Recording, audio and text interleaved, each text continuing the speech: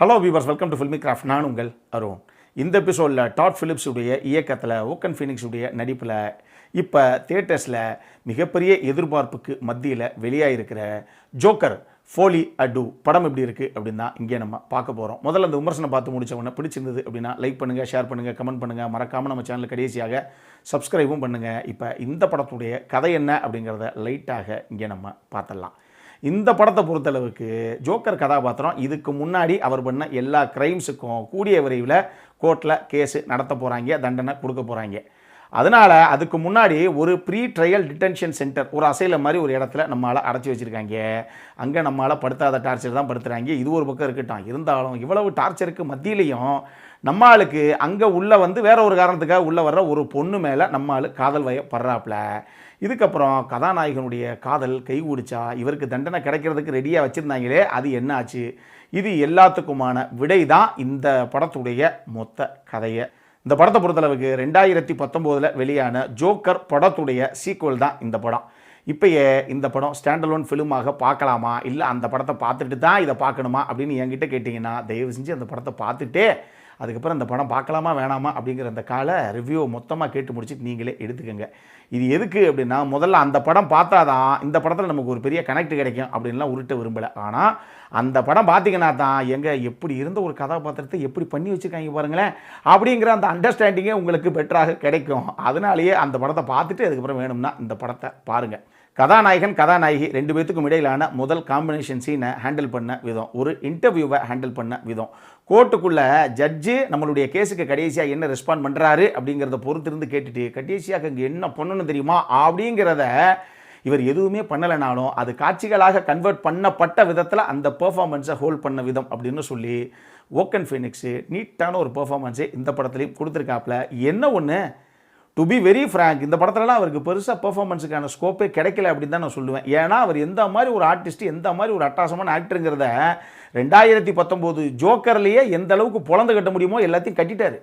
அதுவே பயங்கரமாக பண்ணதுனால இந்த படத்தில் எந்த மாதிரி ஒரு ஆர்டிஸ்ட்டு எந்த மாதிரி யூஸ் பண்ணி வச்சுருக்காங்க பாருங்களேன் அப்படிங்கிற ஒரு ஃபீல் தான் நமக்கு வருது. ஆனால் கொடுக்கப்பட்ட அந்த கதாபாத்திரத்தை நீட்டாக பண்ணியிருந்தார் அவர்.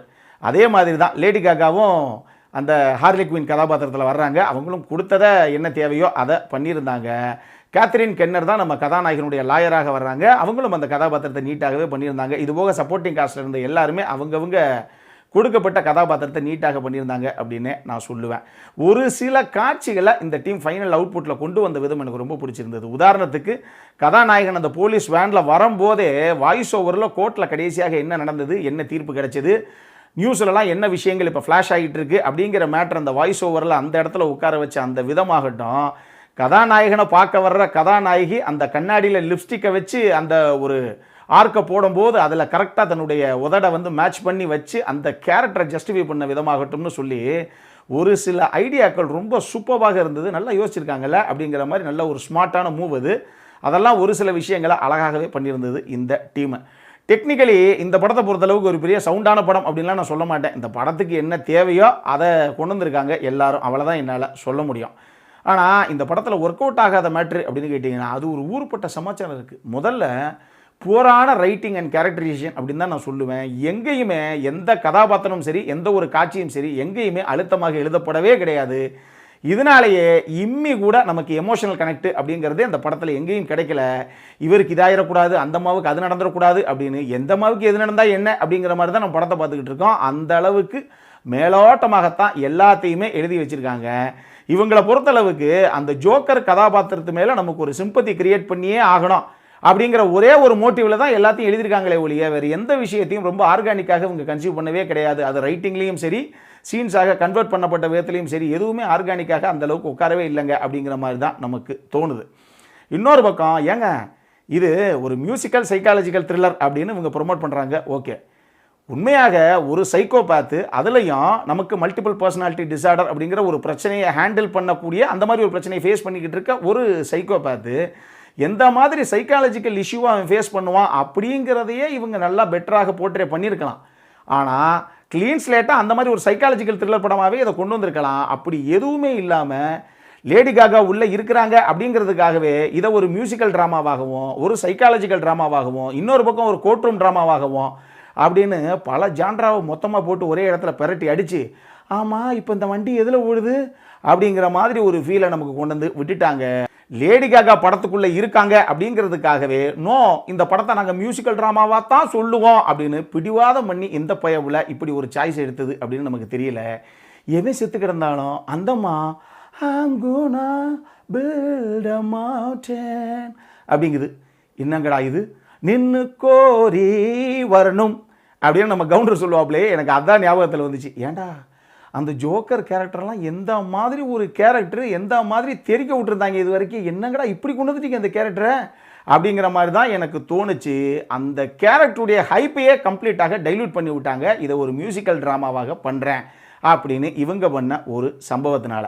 இன்னொரு விஷயம், 2019 அந்த ஒரிஜினல் ஜோக்கர் இருக்கு, அந்த படம் பாருங்க, ஒரு காட்சிகளுக்கு அவங்க அரைவாகிற விதமாகட்டும், அந்த காட்சிக்குள்ள அவங்களால முடிஞ்ச அளவுக்கு அவங்க தெரிக்க விட்டு அந்த கிளப்பின கூஸ்பம் மொமெண்ட்ஸ் ஆகட்டும் வேற லெவலில் இருக்கும். இந்த மொத்த படத்துலையும் அப்படி ஒரு சீன் கிடையாது. அந்த அளவுக்கு கொடுமைப்படுத்தி வச்சிருக்காங்க இந்த மொத்த படத்தையுமே. படம் ஆரம்பித்து அந்த ஆரம்பிக்கிற கொஞ்ச நேரத்தில் ஒரு 10-15 நிமிஷத்தையே தெரிஞ்சு போகும், ரைட்டு மாட்டிட்டான், இதுதான் கடைசி வரைக்கும் இப்படி தான் நடக்க போகுது அப்படின்னு. அவுட் அண்ட் அவுட் ப்ரிடிக்டபிளாக ஒரு படம் எதுவுமே கிடையாது. நான் சொன்ன மாதிரி ஜோக்கர் மேலே நம்ம எல்லாத்துக்கும் ஒரு பெரிய சென்டிமெண்ட் கிரியேட் ஆகணும். இதை தவிர இவங்க எதையுமே யோசிக்கலை. படம் நெடுகளும் அப்படித்தான் ஒரு சம்பவத்தை பண்ணி வச்சுருக்காங்க. மொத்தமாக இந்த படம் எப்படி இருக்குது அப்படின்னு கேட்டிங்கன்னா, இந்த படத்தெல்லாம் எடுக்கிறதுக்கு நீ எடுக்காமே இருக்கலாம் சிவாஜி அப்படின்னு தான் எனக்கு தோணுச்சு. அப்படி ஒரு படம். ஜோக்கரெல்லாம் பார்த்துட்டு இந்த படம் பார்த்தீங்கன்னு வச்சுங்க, பொறுமை இழந்துருவீங்க அமைச்சரே, அந்த மாதிரி ஒரு படம் இது.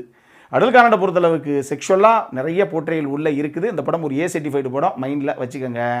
இந்த படம் நம்ம ஊர் தேட்டர்ஸ்லேயே இங்கிலீஷ் சப்டைட்டில்ஸோடு அவைலபிளாக இருக்குது. அவன் டைட்டில் போட்டால் என்ன போடலன்னா என்ன உங்களுக்கு தான் தெரியும், பார்க்கணுமா வேணாமாங்கிற அந்த சம்பவம். அப்புறம் என்ன, இதே மாதிரி இன்னொரு வீடியோவோட அடுத்த முறை உங்களை சந்திக்கிற வரைக்கும் இட்ஸ் அருண் சைனிங் ஆஃப்.